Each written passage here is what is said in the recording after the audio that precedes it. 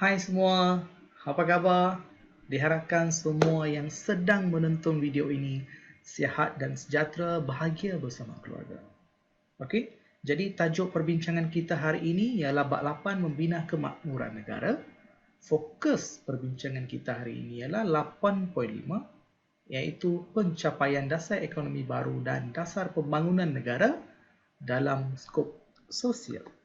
Itu perbincangan kita. Jadi sebelum kita masuk dalam perbincangan kita, pastikan anda tekan butang like, share dan subscribe dan juga tekan juga butang lonceng supaya anda dapat notifikasi dan anda boleh dapat video-video seterusnya. Okey, kita terus masuk dalam perbincangan kita hari ini. Jom. Okey, sebelum kita masuk perbincangan kita 8.5, alangkah baiknya sekiranya kita imbas kembali apa yang kita belajar dalam bab ini. Yang paling penting, pelajar-pelajar perlu pastikan pemahaman keseluruhan tajuk ini ataupun bab ini. Mengapa kita belajar bab 8? Mengapa kerajaan memberi fokus kepada peningkatan atau pembangunan ekonomi? Apa sebabnya? Jom kita tengok. Okey? Okey, yang pertama. Okey, sebelum kita masuk topik itu, jom fahami konsep dulu.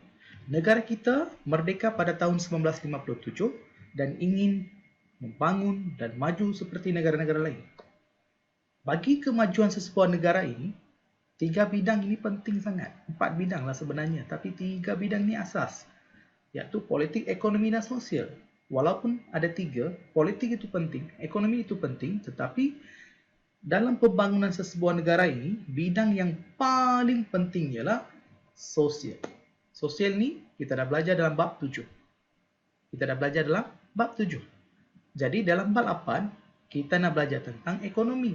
Sebab pembangunan sesebuah negara ini, dia bergantung kepada kestabilan ekonomi, politik dan sosial. Jadi apabila sosial ini stabil, dia akan memberi kekuatan kepada aktiviti ekonomi. Contohnya, sekiranya keadaan negara huru-hara, ada masalah banyak, negara kita tak aman, maka segala aktiviti ekonomi, perdagangan, perniagaan, pekerjaan itu akan terbantu. Sekiranya terbantu, itu akan membantutkan apa? Pendapatan rakyat. Pendapatan kerajaan juga terbantu. Kerajaan akan kekurangan dana. Apabila kerajaan kekurangan dana, kerajaan tidak dapat membangunkan negara. Tidak dapat menjalankan aktiviti pembangunan negara. Itu sesuatu yang kita harus perlu memberi perhatian. Okey? Jadi, fokus perbincangan kita hari ini ialah ekonomi. Jadi, sebab tu kita belajar bab 8 ni. Okey? Jadi, bagaimana kita tengok prosesnya? Okey, apabila kita membangunkan ataupun kita memajukan bidang ekonomi, itu akan menghapuskan apa? Okey, itu akan menghapuskan jurang ekonomi antara kaum. Dia akan menghapuskan jurang ekonomi antara kaum. Dalam pembangunan ekonomi ini, kerajaan memberi tumpuan terhadap apa? Menghapuskan kemiskinan dan menyusun semula masyarakat. Itu yang penting. Jadi kerajaan berusaha menghapuskan jurang ekonomi, iaitu kemiskinan. Apabila kita dapat berjaya menghapuskan jurang ekonomi, itu akan meningkatkan peluang ekonomi semua kaum. Okey, bagaimana? Melalui pelbagai rancangan ekonomi dan juga melalui pelbagai tawaran peluang perniagaan. Jadi peluang perniagaan, rancangan ekonomi ini kita dah tengok dalam melalui dasar ekonomi baru dan juga dasar pembangunan negara. Okey, jadi usaha-usaha yang dilakukan dalam tu 8 usaha dan 8 langkah diambil dalam dasar ekonomi baru. Manakala dasar pembangunan negara 4 diambil balik daripada dasar ekonomi baru.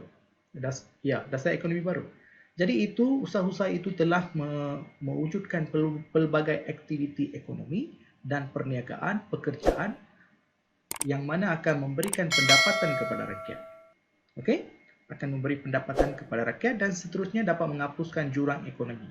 Jadi apabila kita memantapkan bidang ekonomi ini, apa yang berlaku?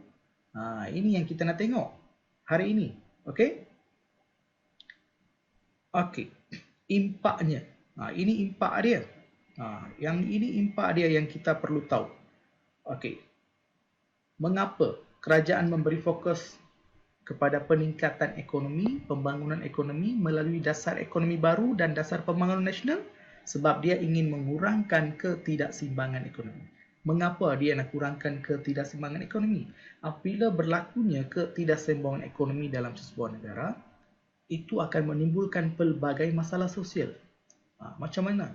Contohnya lah, setiap kaum ni katakan pendapatan mereka dari segi kedudukan ekonomi mereka berbeza. Apabila perbezaan ini wujud, maka timbullah perasaan iri hati, tak puas hati. Okey? Apabila perasaan-perasaan ini wujud, maka integrasi itu tak akan berlaku, komunikasi itu tak akan berlaku, walaupun berlaku tak baik, tak sopan, okey, tak harmoni. Jadi untuk mengelakkan perkara ini, kerajaan nak settlekan dulu apa? Masalah ini. Masalah apa? Ketidakseimbangan ekonomi. Jadi apabila masalah ketidakseimbangan ini dikurangkan, kita dapat meningkatkan sosioekonomi semua kaum, meningkatkan pendapatan rakyat, rakyat berasa syukur dan gembira, perasaan iri hati, tak puas hati ini kita dapat elakkan. Apabila kita eratkan, maka masyarakat akan berkomunikasi, maksudnya integrasi kaum yang baik akan berlaku. Dengan ini kita dapat mengeratkan hubungan kaum ini dapat mewujudkan perpaduan, maka wujudlah apa? Apabila perpaduan wujud dalam sebuah kaum, maka kestabilan sosial, politik, ekonomi dapat dimantapkan, dikukuhkan. Apabila ketiga-tiga bidang ini dapat kita kukuhkan, itu akan membantu pihak kerajaan ataupun pemimpin memberi fokus kepada pembangunan negara. Sekiranya tiga-tiga bidang ini tak stabil, ada banyak masalah, kerajaan terpaksa fokus kepada bagaimana nak selesaikan masalah itu. Jadi, proses pembangunan negara itu akan menjadi lambat. Kemungkinan kita tak akan maju.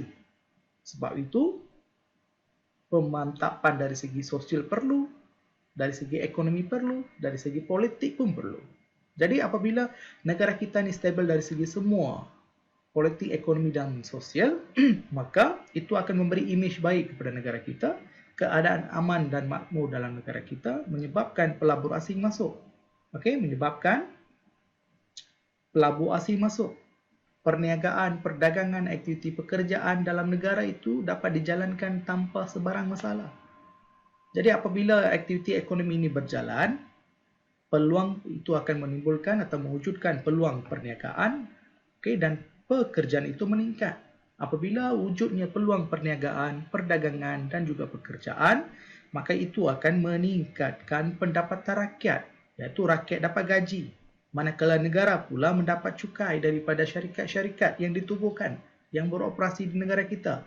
Tak kisahlah daripada luar negara ke dalam negara ke, mereka terpaksa membayar cukai kepada kerajaan. Jadi apabila pendapatan itu dapat, maka ekonomi negara akan meningkat.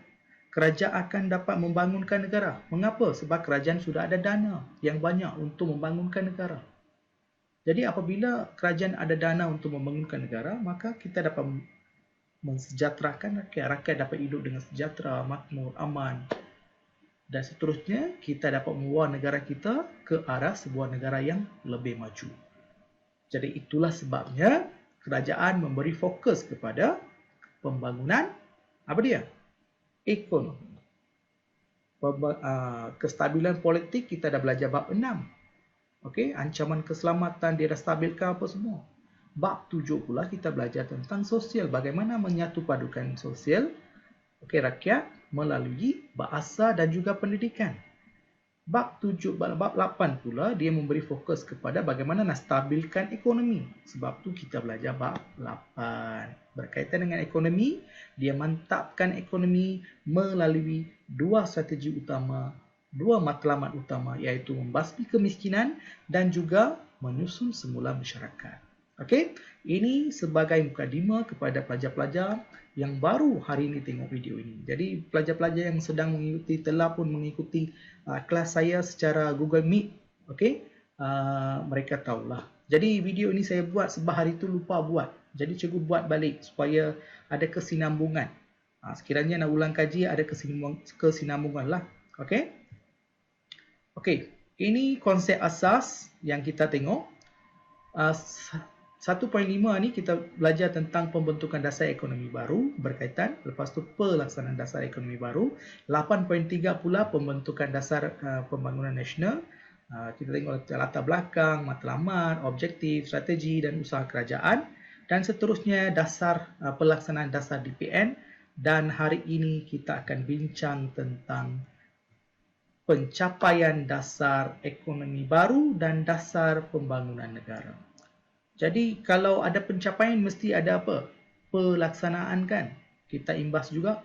Okey? Okey, pelaksanaan dasar ekonomi baru ni ada 8 sebenarnya. Okey, impak daripada 8 usaha inilah yang kita nak bincangkan hari ini. Jadi, melalui dasar ekonomi baru, kerajaan meningkatkan taraf hidup rakyat, okey. Kerajaan mewujudkan rancangan buku hijau, kerajaan menubuhkan beberapa agensi kerajaan untuk membantu para masyarakat yang telah bergiat dalam aktiviti perniagaan, perdagangan dan pertanian, okey.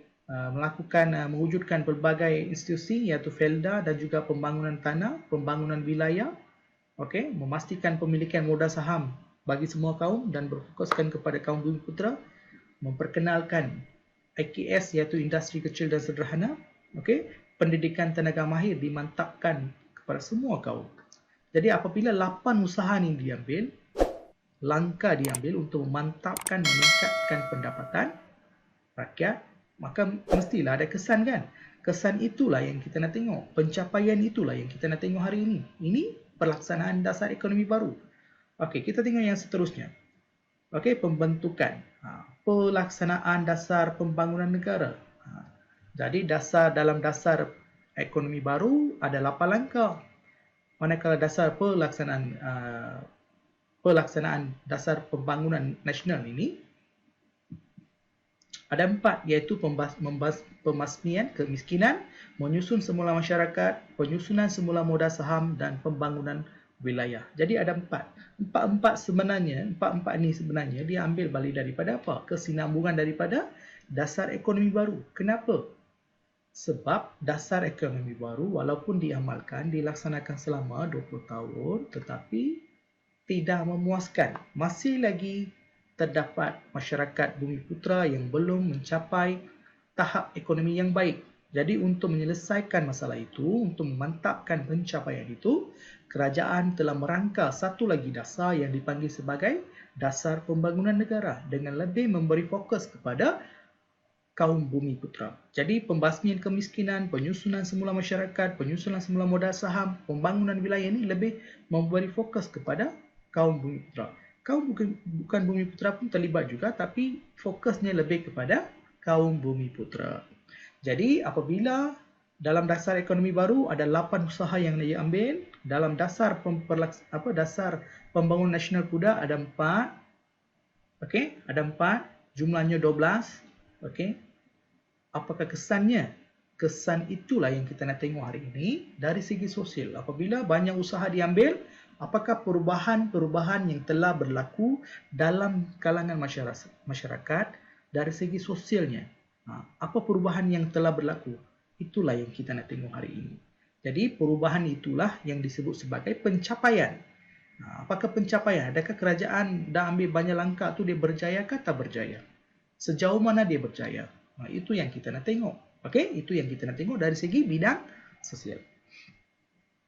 Okey. Jadi apakah pencapaian dia? Jadi apabila kerajaan telah melaksanakan pelbagai aktiviti, pelbagai usaha untuk meningkatkan pendapatan rakyat, meningkatkan ekonomi rakyat, apakah pencapaian dia dari segi sosial? Yang pertama, dia berjaya menurunkan kadar kemiskinan. Yang kedua, kerajaan dapat meningkatkan kadar kualiti hidup. Bukan kadar kualiti hidup lah, peningkatan kualiti hidup. Okey, seterusnya, kemunculan golongan pertengahan. Siapakah itu kemunculan golongan pertengahan? Golongan pertengahan ini sebenarnya kalau kita tengok, okey, cikgu jelaskan di sini ya. Okey, sekejap. Cikgu naik atas. Cikgu lukis dekat sini. Okey, golongan pertengahan ini kalau kita tengok dalam struktur sosial masyarakat, mesti ada 3 masyarakat ni lah. Okey, yang teratas, okey, yang pertengahan, yang bawah. Okey, yang bawah. Yang bawah ni selalunya masyarakat rakyat biasa. Okey, ataupun golongan Rakyat miskin lah. Golongan rakyat miskin. Yang sini golongan pertengahan. Dekat sini pemerintah.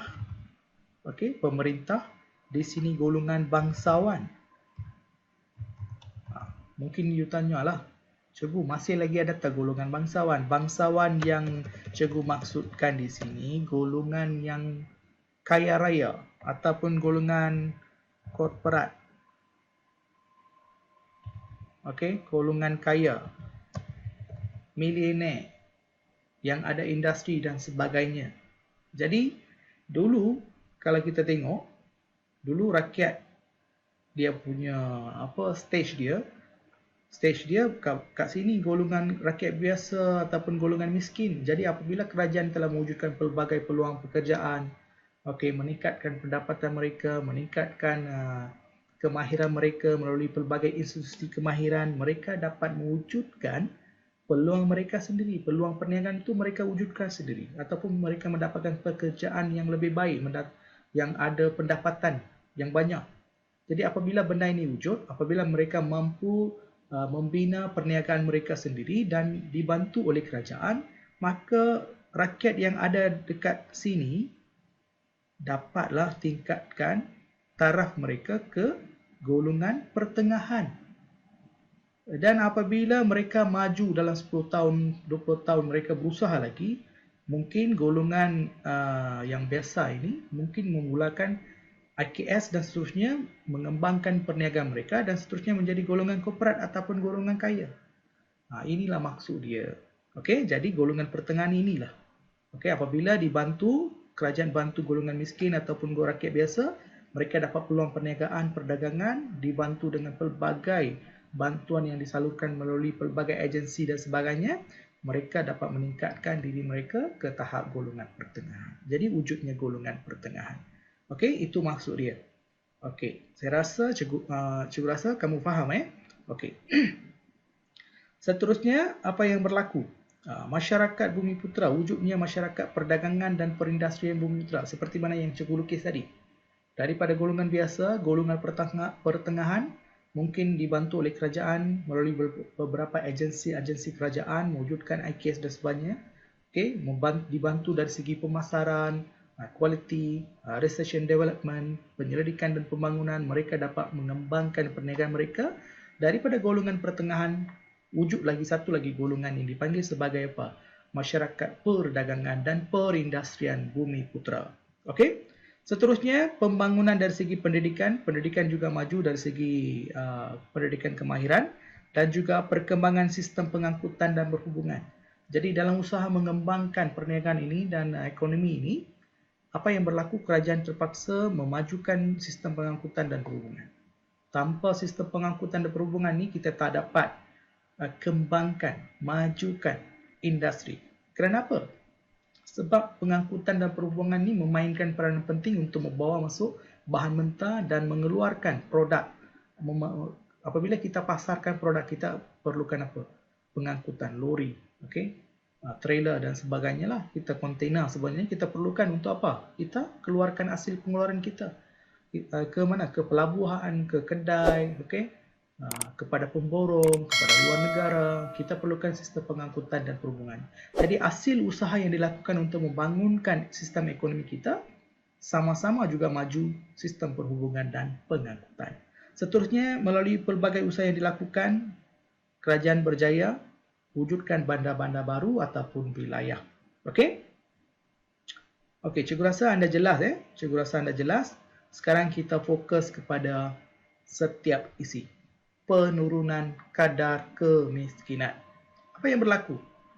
Jadi melalui pelbagai usaha yang diambil oleh kerajaan, pelbagai usaha yang diambil oleh kerajaan berjaya menurunkan kadar kemiskinan. Bagaimana? Apabila wujudnya pelbagai perniagaan, aktiviti perniagaan, perdagangan, maka wujudnya peluang pekerjaan. Apabila wujudnya peluang pekerjaan, itu akan menambah pendapatan. Apabila wujud pendapatan, mereka dapat sara diri mereka dan juga keluarga. Okey, selain daripada itu, kemudahan awam juga diwujudkan. Itu telah meningkatkan taraf hidup dan juga kualiti hidup mereka. Okey, secara tak langsung mengurangkan pengangguran dan kadar kemiskinan. Jadi melalui pelbagai usaha yang telah diambil oleh kerajaan, melalui dasar ekonomi baru, apa yang berlaku? Ada magic yang berlaku. Magic ni apa? Ini magic dia. Okey. Daripada kadar kemiskinan 49.3% pada tahun 1970, kadar kemiskinan ini dapat dikurangkan ke 17.1% pada tahun 1990. Jadi mereka berjaya. Jadi segala usaha yang diambil oleh kerajaan melalui dasar pembangunan ekonomi, dasar ekonomi baru ini telah membuahkan hasil. Jadi ini fakta yang perlu kita ingat. Okey? Dan melalui apabila ditambah pula dengan dasar pembangunan negara, daripada 17 ini mereka dapat kurangkan kepada berapa? 7.2. Jadi semakin hari mereka buat rancangan, itu telah menghasilkan keputusan yang baik, maka pada tahun 2000 kita berjaya menurunkan kadar kemiskinan kepada 7.2. Okey? Saya rasa anda faham Okey. Okey, ini yang pertama, berjaya mengurangkan kadar kemiskinan. Daripada 49 turun kepada 7.2 pada tahun 2000. Satu pencapaian yang amat memberangsangkan. Okey, yang kedua. Sekarang kita nak tengok yang kedua. Okey, peningkatan kualiti hidup. Bagaimana peningkatan kualiti hidup ni wujud? Kerajaan masih lagi kita mulakan wujudkan peluang pekerjaan, peluang ekonomi, pendapatan meningkat, maka itu menyebabkan pertumbuhan ekonomi, peningkatan tahap kesihatan, aspek pendidikan, kemahiran dari segi kolej-kolej kemahiran, sekolah kemahiran, okey, institusi kemahiran wujud, contohnya seperti Giat Mara, okey, politeknik, vocational dan sebagainya, itu wujud dan ini menyebabkan meningkatkan peluang perniagaan pendapatan mereka juga meningkat, hasilnya pemilikan barang keperluan mereka juga mereka dapat belilah. Jadi apabila pekerjaan ada, pendapatan ada, mereka mampu menyara keluarga mereka, mereka mampu menjaga diri mereka, kesihatan mereka dapat jaga, okey? Dan taraf mereka meningkat. Selain daripada itu, penyediaan infrastruktur oleh kerajaan seperti hospital dan klinik telah meningkatkan taraf hidup mereka dan kualiti hidup mereka. Hasilnya, apa yang berlaku? Kualiti hidup rakyat meningkat. Jadi apabila semua ini wujud, kualiti rakyat juga meningkat. Jadi yang pertama kita tengok, penurunan kadar kemiskinan, pendapatan ada, kemiskinan dapat kita basmi, pendapatan ada, kemiskinan kita dapat basmi, dan kita juga dapat meningkatkan apa dia? Taraf hidup mereka dan kualiti hidup mereka. Okey? Jelas ya? Okey, seterusnya. Isi yang kedua kita dah tengok. Sekarang kita nak tengok isi yang ketiga pula. Jadi tadi cikgu dah beritahu dah. Golongan pertengahan ni siapa dia? Tahapnya ada 3 lah kan? Golongan bawahan, golongan pertengahan, golongan atasan. Itu yang kita nak tengok hari ini. Kemunculan golongan pertengahan. Kemunculan golongan pertengahan. Wujud peluang ekonomi, pekerjaan masih lagi. Jadi apa-apa yang kita nak tengok dekat sini, pencapaian dia, bagaimana kerajaan mencapai pencapaiannya ini? Dengan mewujudkan peluang ekonomi, wujudkan peluang pekerjaan, wujudkan peluang pertanian, wujudkan pelbagai aktiviti ekonomi. Apabila benda-benda ini wujud, maka wujudlah pekerjaan. Apabila wujud pekerjaan, pendapatan meningkat. Okey? Selain itu apa? Penyertaan masyarakat ini meningkat.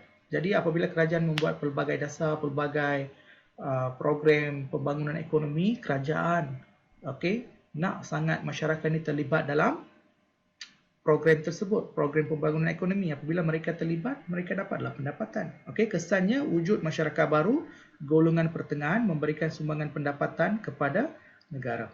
Okey, sebelum itu kita tengok secara mendalam Bagaimana? Ini yang penting. Okay, kerajaan wujudkan peluang pekerjaan dan ekonomi. Penyertaan masyarakat ni meningkat. Kesannya wujud masyarakat baru golongan pertengahan.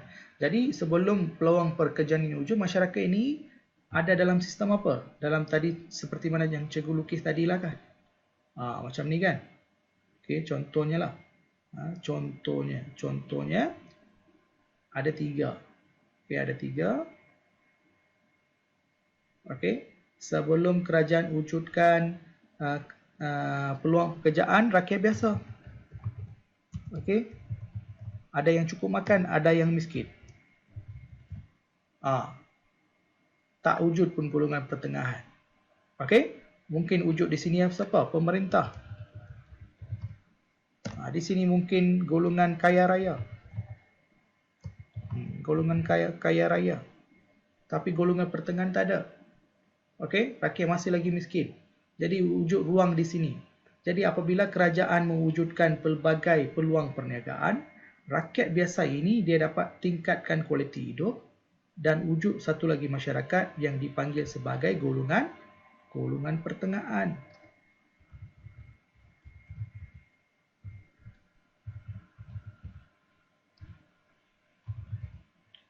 Wujud golongan pertengahan.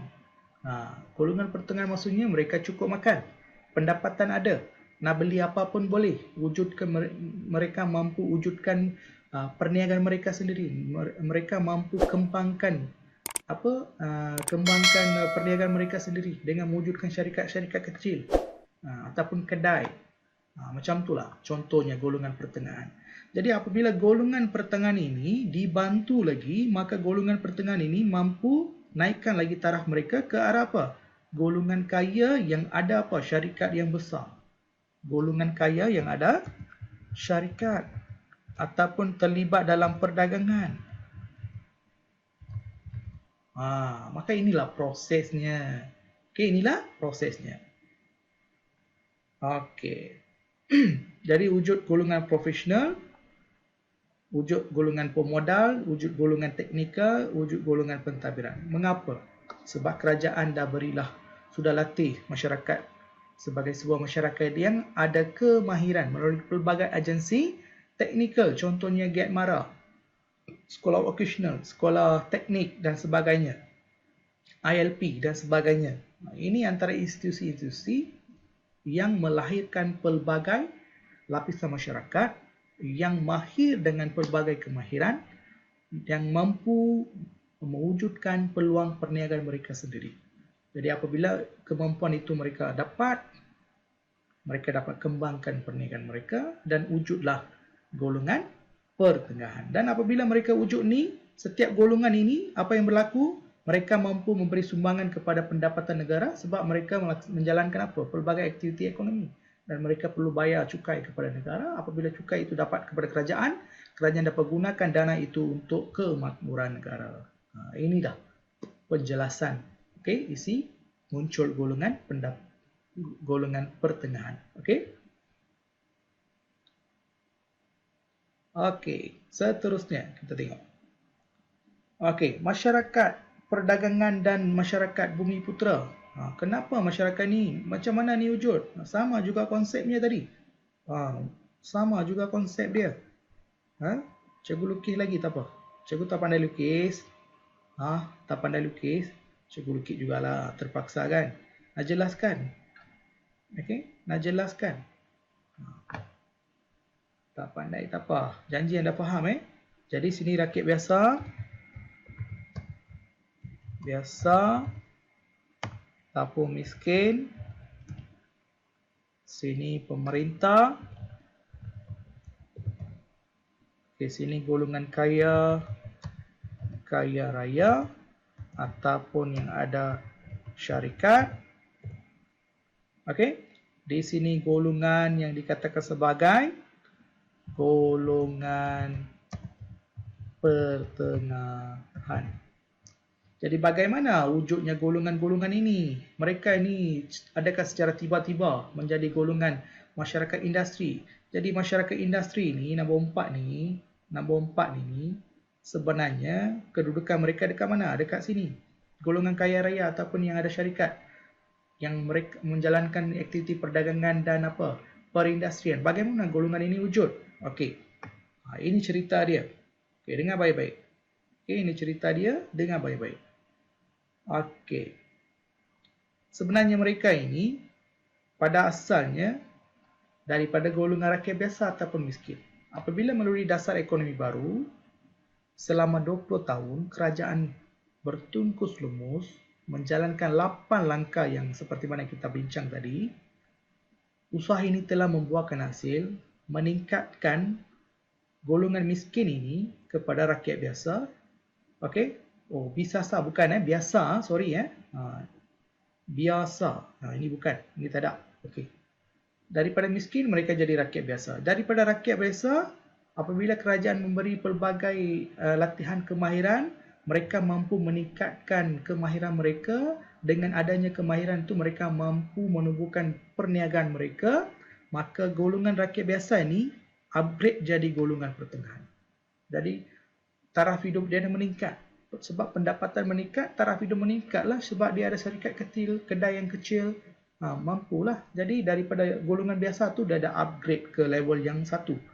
Jadi apabila mereka sudah sampai dekat sini, kerajaan masih lagi berusaha membantu mereka. Bagaimana untuk membesarkan perniagaan mereka dengan latihan pemasaran, dengan adanya institusi yang menjalankan penyelidikan dan pembangunan, meningkatkan kualiti barang, meningkatkan hasil keluaran mereka. Jadi hasilnya banyak. Jualannya banyak, maka mereka pendapatan berbanyak. Jadi semakin hari semakin meningkat semua ini. Apa yang berlaku? Mereka mengembangkan perniagaan. Dulunya mungkin dekat sini ini mungkin mereka ada apa? Mereka mungkin di sini ada IKS.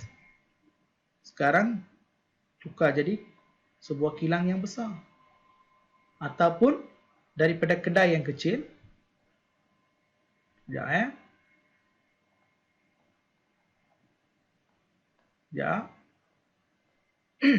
Dulu mungkin di sini ada kedai kecil. Golongan pertengahan ni ada kedai saja. Tapi sekarang dia mampu apabila diberi bantuan macam-macam oleh kerajaan. Ada memberi bantuan macam-macam oleh kerajaan, dibantu, maka mereka dapat menjadi golongan bukan kaya raya lah, maksudnya mampu menjadi golongan perdagangan sebab hasilnya meningkat. Hasilnya meningkat, pemasaran dibantu oleh kerajaan. Jadi mereka kembangkan perniagaan. Dulu mungkin ada satu kedai, sekarang jadi sebuah kilang yang besar. Ataupun IKS, industri kecil dan sederhana, bawah 500 orang pekerjanya. Jadi mungkin dalam 10 tahun akan datang, mungkin IKS itu mungkin menjadi sebuah syarikat yang lebih besar sebab mereka kembangkan perniagaan mereka. Maka wujudlah masyarakat yang dikatakan sebagai masyarakat perdagangan dan perindustrian Bumiputera. Jadi ini impak dia, Ini apa yang berlaku di situ. Jadi kita tengok apa yang berlaku. Contohnya masyarakat perdagangan dan Bumiputera ni.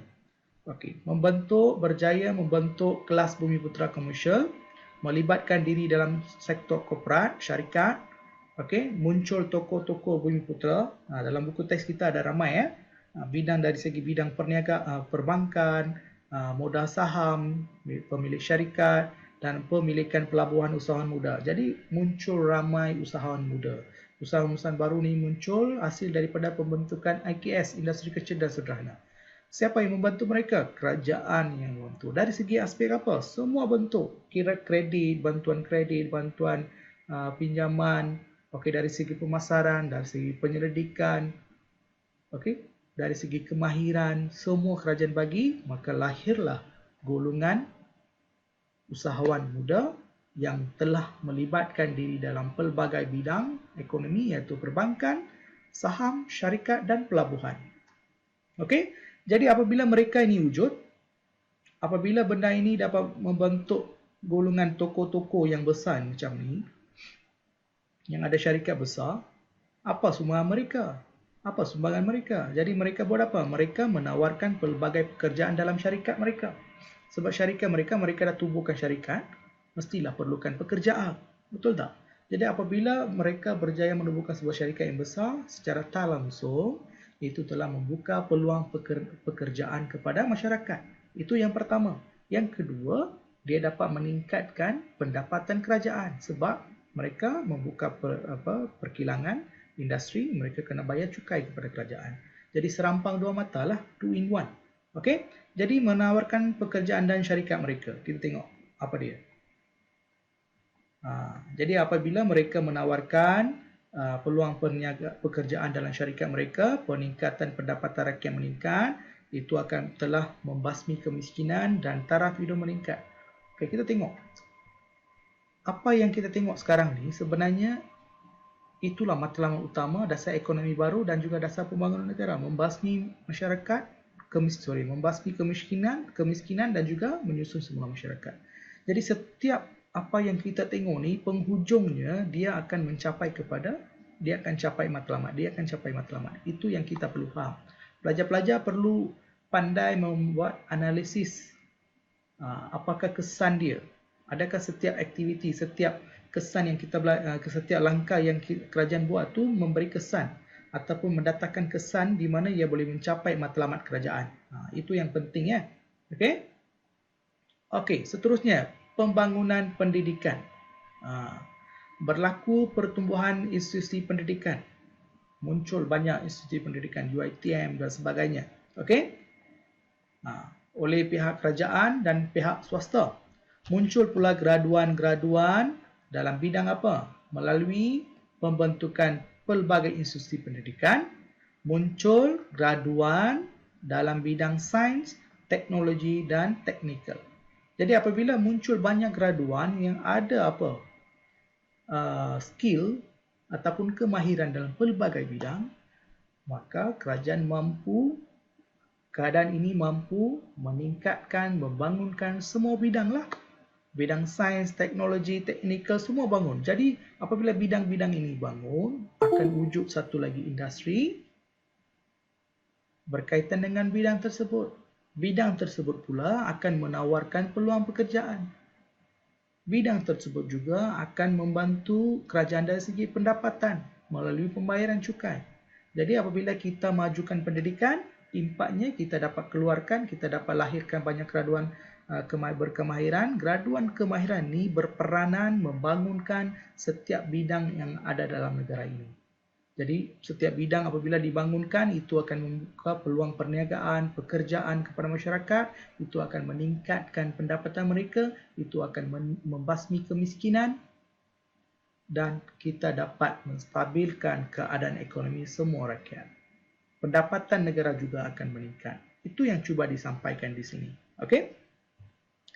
Okey, seterusnya.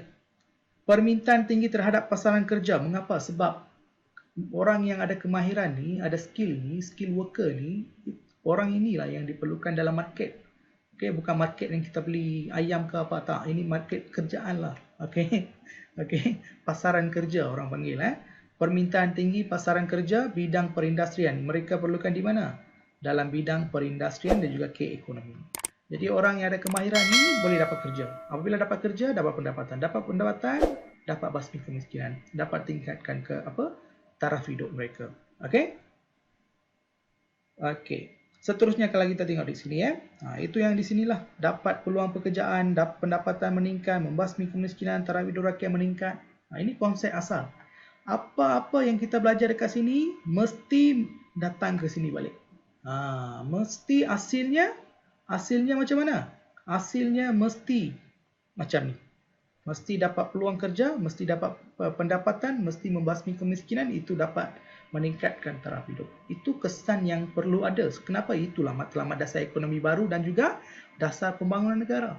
Jadi setiap pencapaian yang kita tengok sekarang, bincang sekarang, memang kesan ujungnya memang akan mencapai ataupun ada sama dengan matlamat yang ditetapkan. Jadi apabila soalan kebat dia tanya, bersetujukah anda dasar ekonomi baru dan dasar pembangunan negara berjaya mencapai matlamat? Ya, jawapan kamu ya. Berjaya mencapai matlamat walaupun bukan 100%, tapi hampir-hampir 80 hingga 90% berjaya mencapai matlamat mereka.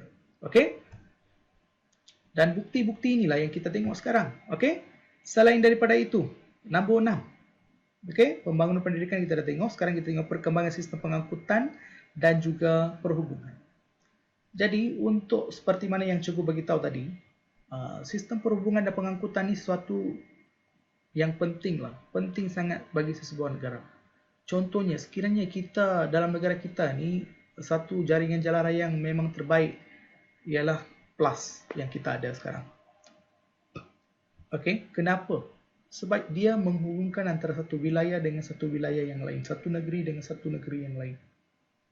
Sekiranya saya menubuhkan syarikat di Sungai Petani Kedah, sebab cikgu tinggal di Sungai Petani Kedah, tinggal di sini, saya tubuhkan satu syarikat yang besar. Tetapi, bagi pengoperasian syarikat itu, bahan mentah yang saya perlukan untuk buat produk saya, katakan ada di Johor Bahru. Sekiranya tidak mempunyai jaringan jalan raya dan perhubungan yang baik, tidak ada, lambat sampai, itu akan menyebabkan peningkatan kos operasi sesebuah syarikat. Apabila kos operasi syarikat meningkat, barang meningkat. Kalau harga barang meningkat, orang tak nak beli kan? Jadi, untuk mempercepatkan, untuk menyebabkan sesebuah syarikat itu ataupun perniagaan itu beroperasi dengan baik, okey, tanpa sebarang masalah, ini sistem pengangkutan dan perhubungan itu penting. Satu, dari segi dia nak bawa bahan mentah dia. Selepas saya dah bawa produk, saya nak pasarkan produk saya, perlulah saya ada lori ke, trailer ke, kereta api ke, kapal terbang ke. Sekiranya saya ekspor ke luar negara, saya perlukan apa? Saya perlukan trailer. Sebab nak hantar barang ke mana? Pelabuhan. Daripada pelabuhan, perlu ada sistem pengangkutan kapal. Ataupun sekiranya saya buat barangan yang mudah rosak, cepat rosak ataupun sangat berharga, saya perlukan kapal terbang. Jadi kerajaan harus membina lapangan terbang.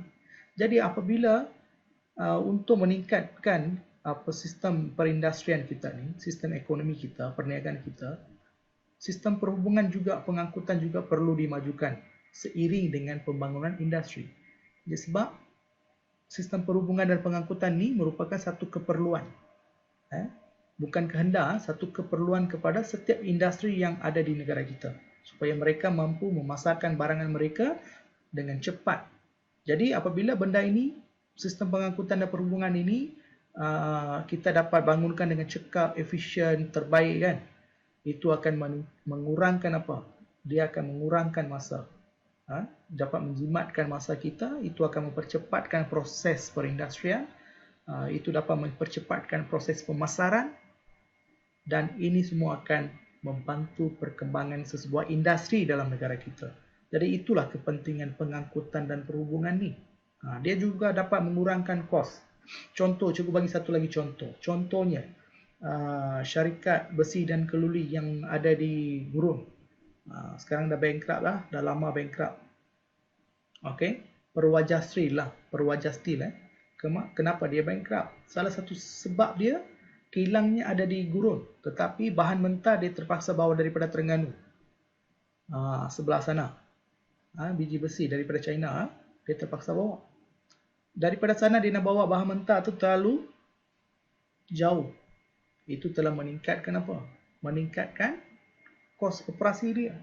Itu salah satu sebab. Jadi sekiranya kilang itu ditubuhkan di kawasan ataupun area yang ada bahan mentah, dekat dengan bahan mentah tu, mungkin Perwajah Steel masih lagi ada. Dia mungkin membangunkan masyarakat, kawasan setempat. Apabila Perwajah ditubuhkan, sekeliling dia ada banyak tampuk kawasan perumahan. Modernas juga ada di sebelah dia. Modernas masih ada lagi lah, tapi Perwajah tak ada. Jadi mengapa benda ini berlaku? Sistem perhubungan dan pengangkutan merupakan faktor kepada perkembangan sesebuah industri.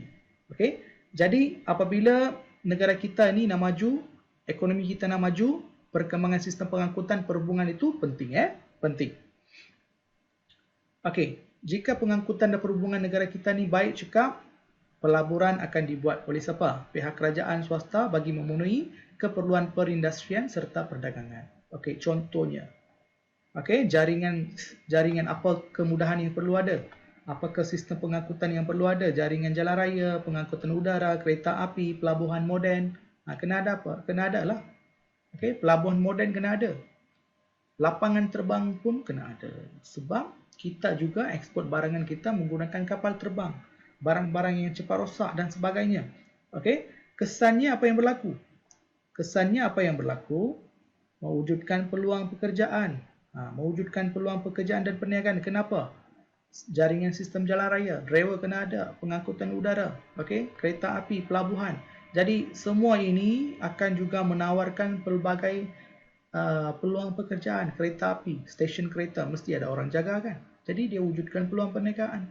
Pengangkutan udara, lapangan terbang, ramai yang kerja dekat sana. Wujudkan peluang pekerjaan. Sistem jalan raya, tol kan, ada orang kerja kan, peluang pekerjaan. Pelabuhan, mestilah ada orang kerja kan. Jadi ini semua akan mewujudkan peluang-peluang pekerjaan. Apabila peluang pekerjaan ini wujud, apa yang akan berlaku? Meningkatkan pendapatan, mengurangkan kemiskinan, taraf hidup meningkat, integrasi akan berlaku, perpaduan akan wujud, kestabilan sosial akan wujud. Kestabilan sosial ini akan membantu ekonomi, aktiviti ekonomi. Kedua-dua ini, sosial dan ekonomi, akan membantu pihak kerajaan untuk memberi kestabilan kepada sebuah negara dan mereka dapat tumpukan kepada pembangunan negara. Okey? Jadi kesannya, mewujudkan peluang pekerjaan perniagaan, merancangkan aktiviti ekonomi negara, memudahkan proses integrasi masyarakat dalam sesebuah negara, maka negara makmur dan sejahtera. Okey? Harap anda faham. Sekiranya anda tak faham, anda boleh join dalam kelas cikgu secara Google Meet. Anda boleh tanya soalan, cikgu akan jawab di sana.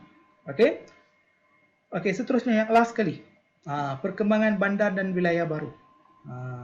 Perkembangan bandar dan wilayah baru. Maksudnya melalui aktiviti yang dijalankan, usaha yang dijalankan oleh kerajaan melalui dasar ekonomi baru, dasar pembangunan wilayah telah banyak membantu kerajaan mewujudkan pelbagai kawasan baru. Dulunya mengapa dia buat? Antara salah satu menyusun semula masyarakat. Ada kawasan-kawasan tertentu dalam negara kita yang belum dibangunkan ataupun tak maju, tak seimbang. Jadi kerajaan buat pelbagai usaha untuk membangunkan pembukaan wilayah baru itu untuk memajukan mereka, maka muncullah bandar-bandar baru. Okey? Muncullah bandar-bandar baru seperti apa? Pelda Segitiga Jengka dikenali sebagai Bandar Tun Razak.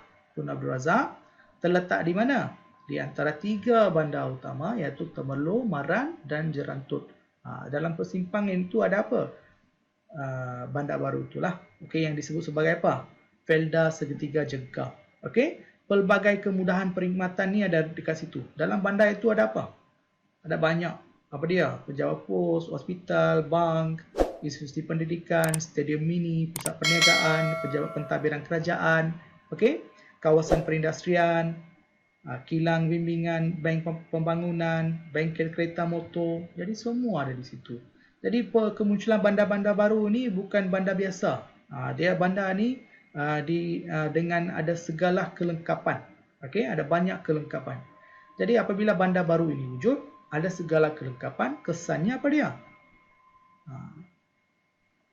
Okey, ada banyak kemudahan dan kelengkapan, ada banyak perniagaan dan aktiviti perniagaan, pertanian, perdagangan, wujudlah peluang pekerjaan. Pendapatan rakyat meningkat, itu akan membasmi kemiskinan, rakyat hidup selesa dan bahagia, taraf hidup meningkat. Maka apabila taraf hidup meningkat, kita dapat elakkan dalam hati rakyat lah, tak ada perasaan dendam ke, iri hati ke, cemburu ke terhadap kaum lain, itu dah kita dapat elakkan, kita dapat kurangkan. Tak, kalau kita tak dapat elakkan pun tak apa, kita dapat kurangkan. Apabila benda itu kita kurangkan, dalam hati kita tidak ada apa, kita marah dengan orang, kita akan berkomunikasi dengan orang lain, maka integrasi itu akan berlaku, itu akan mengeratkan hubungan dan memantapkan perpaduan antara kaum, dan itu akan menstabilkan bidang sosial, ekonomi dan politik. Jadi apabila ketiga-tiga bidang ini, sosial, ekonomi, politik ini stabil, negara kita akan aman dan damai. Itu akan memberi imej yang baik kepada masyarakat luar. Dalam negara, aktiviti ekonomi dapat dijalankan tanpa sebarang masalah. Itu akan meningkatkan ekonomi kita. Kerajaan dapat menumpukan perhatian kepada perkara yang lebih baik untuk membangunkan negara kita, memodernkan negara kita. Sekiranya ketiga-tiga bidang ini tak stabil, ada masalah banyak, ada keadaan huru-hara, dan sebagainya, kerajaan terpaksa fokus untuk menyelesaikan masalah itu. Sebab tu kita perlu kestabilan dari segi ekonomi, politik dan juga sosial. Jadi, untuk menjaga ketiga-tiga kestabilan ni, perkara yang paling asas bagi sebuah negara ialah kestabilan dari segi politik, kestabilan dari segi sosial, iaitu perpaduan kaum. Perpaduan kaum tunjang kemajuan negara. Cikgu ingatkan kembali, perpaduan antara kaum merupakan tunjang pembangunan sesebuah negara. Ingat itu. Okey? Jadi sebagai rakyat kita haruslah berkomunikasi, berinteraksi, okey, bersopan, menjaga tutur kata kita, menghormati agama budaya orang lain, okey? Dan kita harus juga menjadikan perlembagaan sebagai asas kehidupan kita. Kenapa? Asas kepada apa-apa yang kita nak buat berlandaskan perlembagaan lah. Sebab tu kita belajar rukun negara, keluhuran perlembagaan. Kita kena fahami, hayati apa yang terkandung dalam perlembagaan. Sekiranya kita tak hayati, sebab itulah kita wujud banyak masalah antara kaum. Okey? Kita kena fahami dan hayati. Okey. Okey. Jadi ini antara 7 pencapaian dasar ekonomi baru dan juga dasar pembangunan nasional. Jadi slot ini hari itu cikgu lupa nak rekod bersama dengan murid pelajar. Jadi cikgu buat asing lah. Jadi sekiranya ada pertanyaan, sekiranya ingin menyertai kelas dalam YouTube sekarang, bawah dia dalam description tu cikgu ada letakkan Telegram channel punya link dia. Anda boleh masuk dalam channel Telegram cikgu. Nanti sekiranya cikgu adakan kelas secara alam maya, anda boleh join dalam Google Meet. Okey, kenapa cikgu tak letak secara online ataupun secara live? Itu akan masalahnya apa? Sekiranya murid nak tanya atau pelajar nak tanya, susah sikit lah kan. Jadi kalau Google Meet, okey. Jadi cikgu harapkan anda join balik, join dalam kelas cikgu. Sebelum join itu, pastikan anda join dalam grup channel Telegram cikgu. Anda akan dapat link Google Meet. Anda boleh join. Tak ada bayaran, tak ada apa. Jadi sehingga PKP ini cikgu nak habiskan sampai bab 10. Lepas tu kita boleh ulang kaji bab di tingkatan 4. Okey?